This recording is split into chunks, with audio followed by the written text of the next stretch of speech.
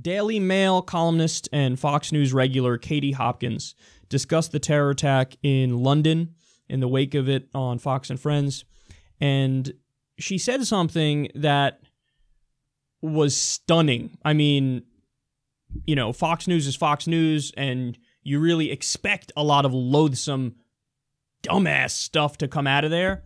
But this even shocked me when I listened to it. Even I was like, I can't believe she just said that. Watch. That's what, I mean, talk about the nuts and bolts of this. Nigel Farage on the show a short time ago bringing up the word internment, bringing up the specter here in the United States of internment camps, Japanese internment camps. You're mentioning deportation and rounding up and mass incarceration. What would that look like? I mean, do you think that Theresa May, do you think that the British government would actually do that? I don't think they've got the stomach to do that. I don't think they've got the political will to do that. I also see how they pander still relentlessly to these preachers who are on the wrong side of this argument, people who are against the prevent strategy for counter-terrorism, people like Cage who speak out always in defense of Islam and how great it is, kind of Islamic preachers who speak out about the fact that what we need to be worried about is Islamophobia. We're not worried about that. We do need internment camps. Before, I would have bought the idea that, no, this gets more people radicalized. You know, that's not the solution. But we've gone beyond the tipping point. I tell you, this country cannot take another attack. What we actually needed to hear from Theresa May today when she walked out of number 10 was never again. Quote, we do need internment camps.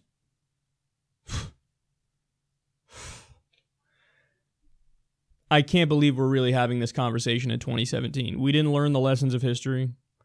I mean, if there were clear lessons of history, if there was a list of the clearest lessons in history, that would be on the list. Like, don't do internment is like top 5. I mean, that's like, in the US, we did it with Japanese Americans. And it's one of the, you know, one of the top things that we look on with shame now. Like, oh, I can't believe we did that. Really? You're going to take all Japanese Americans, put them in camps because you're afraid some might be, you know, working with the enemy in World War II. I mean, that is the definition of collective punishment. You know how many innocent people you destroyed by doing that? You just rip their life away from them because you have a fucking vague suspicion not backed up by evidence. You know, like I'm having to provide an argument against internment right now. How crazy is that? How fucking crazy is that?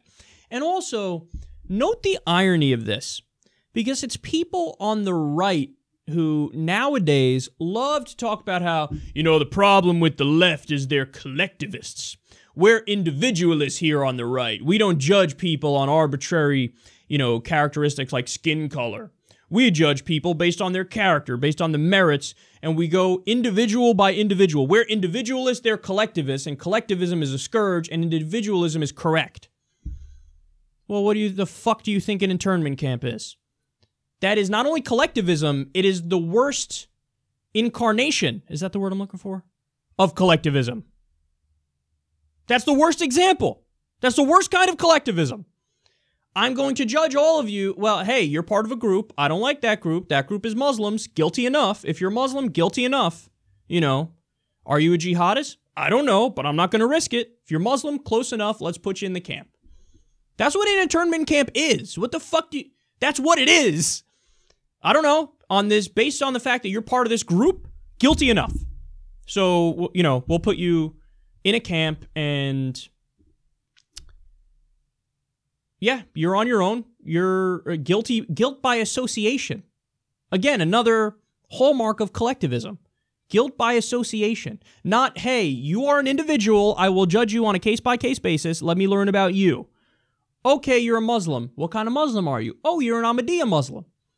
Okay, well, they're fully 0.00% of terrorists. So on that alone, you could go, we're gonna fucking intern you? What are you, crazy? Again, go down the list. Go through, let me learn about this person's life. Where were you born? What's your background? This is what vetting is. But no, I don't know, guilty enough. Internment, we're just going to lock you up. It's so funny how they claim to love Western civilization, but they throw out the tenets, the principles, the values of Western civilization the second they get scared. What's supposed to be what makes Western civilization great? Rule of law, constitutional rights, human rights, protection for the individual, innocent until proven guilty. These are supposed to be the things that make Western civilization like, oh, come on, you can't beat that. Look, you have protections for individuals. You have rights, you have justice. The second they're scared, I don't know, just get internment, lock them up, do internment, just lock them up.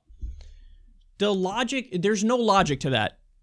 Because, you know, what are you we just had, so by that logic, we just had the Portland terror attack here, where you had the white supremacists kill the people who were defending the Muslim girl. How would one do internment in that situation? Everybody who calls themselves a white nationalist or white supremacist, you lock up? Well, no, because the logical response would be people would say, whoa, but they didn't commit a crime. Even if they are a white nationalist or a white supremacist, they didn't commit the crime. So if you lock them up, if you do internment of them, you're locking them up for wrongthink. That's a thought crime. You're saying you thought the wrong thing, so I'm going to lock you up. That's not a thing that is supposed to happen in Western civilization. You're supposed to be able to you're supposed to be allowed to have odious opinions and express odious opinions. That's what freedom is. But they go, freedom, overrated. I'm scared, internment, do internment. I'm in favor of internment now. You're not macho, you're not brave, you're not principled, you're not a defender of Western civilization. You're the opposite of fucking all of that. And I can't believe that in 2017, I'm out here having to make an argument against internment camps, which is just the dumbest thing imaginable. And as a final point, I just want to reiterate real quick, because this is where a bunch of fucking knuckle-dragging morons on the right go, oh yeah, what's your solution to the problem? It's radical Islamic terrorism. I lay it out for you almost every day. You want to know how you cut down massively on Islamic terrorism? Stop funding it. Western governments keep making deals with Saudi Arabia, giving them billions of dollars in weapons and money, and then they turn around and give the weapons and the money to jihadists in Yemen and Syria, and they're bad enough in those governments anyway. They're fucking declaring all atheists terrorists and treating women as second-class citizens and beheading people in the public square for sorcery and total bullshit charges. So stop funding radical Islam if you want to be against radical Islam. That's thing number one. Also, stop all the fucking wars and cut down on the blowback. How about that? Let people in the region fight the fucking wars. There's two things right there that would cut down massively. Furthermore, all you need is a reasonable vetting process set up for your immigration and refugee situation. The U.S., it takes about a year on average for anybody to get in the country. Why? Because they do this individual case-by-case vetting where they go, okay, let's look into your background.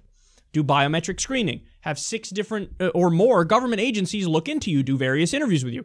So that's all you need to do to cut down on this stuff. Don't actually cut funding for the police so that they can do the intelligence work and look after the people who they need to look after and get warrants in the process. When somebody leaves the country to go fight as a jihadist in Syria, yeah, you're allowed to not let them back in when they try to come here. Nobody's going to disagree with that. You know, it's not the same as saying we're going to ban all Muslims from coming into the country. What you're saying is, hey, if you go fight alongside jihadists, yeah, red flag, bitch, you were not going to let in. So there are reasonable things you could do. Fucking internment is not reasonable. It is the exact opposite, and it makes you the monster that you're trying to avoid, or that you are pretending to try to avoid.